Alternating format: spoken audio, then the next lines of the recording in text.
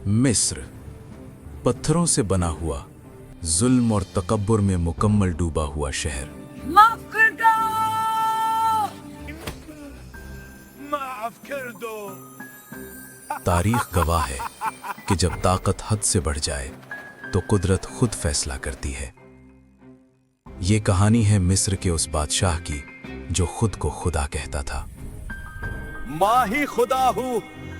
और ये कहानी है उस नबी की जिसे अल्लाह ने भेजा उस शख्स के मुकाबिल जो खुद को खुदा कहता है। फिरौन का ख्वाब। एक रात फिरौन ने एक खौफनाक ख्वाब देखा। उसने देखा कि बनी इसराइल में एक बच्चा पैदा होता है जो उसके तख्त, उसकी सल्तनत और उसके गुरूर को राख बना देता है। फिरौन घबरा कर उठा और सुबह होते ही उसने फौरन अपने नजूमियों, काहिनों और सितारों का इल्म रखने वालों को बुलाया। फिरौन ने अपना ख्वाब सुनाया। ख्वाब सुनकर उन्होंने कहा, आए फिरौन, इस साल बानी इजराइल में एक लड़का पैदा होगा, जान, जो तेरी हुकूमत के खात्मे का सबब बनेगा। बच्चों के कत्ल का हुक्म। फिरौन ने जालिमाना हुक्म जारी कर दिया। बनी इजराइल में पैदा होने वाला हर लड़का कत्ल कर दिया जाए और लड़कियों को जिंदा छोड़ दिया जाए। मिस्र की गलियां चीखों से भर गईं। माँओं की गोद उजड़ने लगी। मासूम बच्चों का खून बहाया गया। ये सिर्फ कत्ल नहीं था, ये एक पूरी कौम को तोड़ने की कोशिश थी। इसी खौफ के माहौल में एक घर में एक बच्चा पैदा हुआ। ये मूसा अलैहिस्सलाम थे।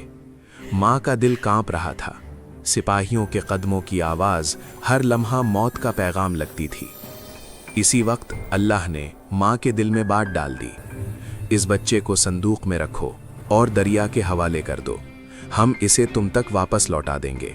माँ ने रोते हुए बच्चे के लिए एक संदूक तैयार किया।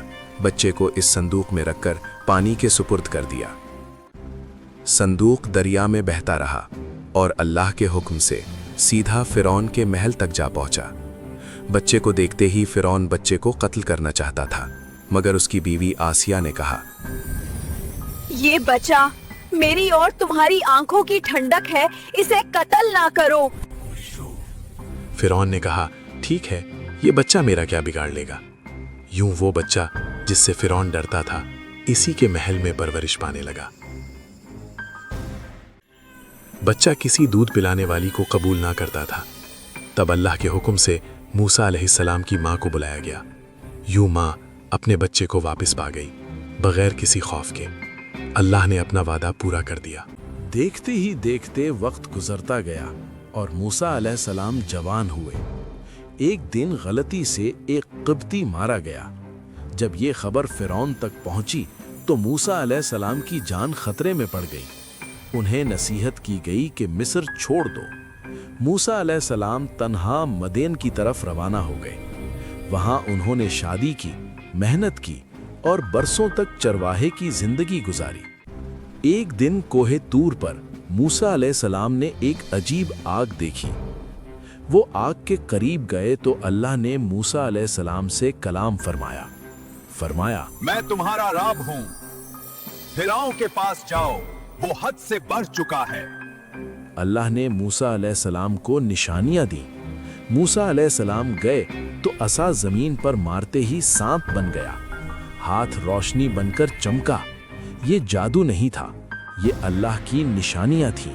मूसा अलैहिस्सलाम फिरौन के दरबार में पहुंचे, अल्लाह का पैगाम सुनाया, मगर फिरौन ने कहा, मैं ही तुम्हारा रब हूं। उसने मूसा अलैहिस्सलाम को जादूगर कहा, तुम एक जादूगर हो, और मुकाबले के लिए जादूगरों को बुलाया। फिर अल्लाह के अजाब आए, पानी का तूफान जिसने हर किस्म की फसल को खराब और तबाह कर दिया।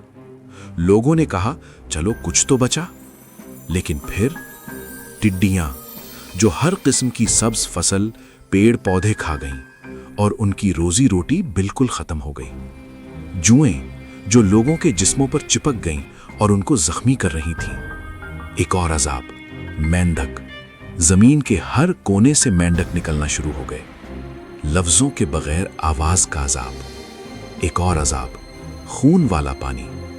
مصر میں ہر طرح کا پانی لال ہو گیا، لوگ اور بھی زیادہ خوفزدہ ہو گئے۔ تو فرعون نے کہا، یہ سب موسیٰ کا جادو ہے۔ موسیٰ علیہ السلام کو اللہ کی جانب سے حکم ہوتا ہے، بنی اسرائیل کو مصر سے لے کر چلے جاؤ۔ پر سامنے سمندر تھا اور پیچھے فرعون کا لشکر۔ موسیٰ علیہ السلام نے ایک بار پھر زمین پر عصا مارا تو اللہ کے حکم سے سمندر 2 حصوں میں بٹ گیا۔ بنی اسرائیل گزر گئے، فرعون بھی پیچھے آیا۔ جیسے ہی فرعون اپنے لشکر سمیت سمندر میں اترا، سمندر بند ہو گیا اور فرعون اور اس کا لشکر غرق ہو گیا۔ فرعون ایمان لانے لگا تھا، مگر بہت دیر ہو چکی تھی۔ اللہ نے اس کے جسم کو محفوظ رکھا تاکہ آنے والی نسلیں عبرت حاصل کریں۔ یہ کہانی صرف ماضی کی نہیں، یہ ہر دور کے فرعونوں کے لیے ہے۔ غرور ہمیشہ ڈوبتا ہے،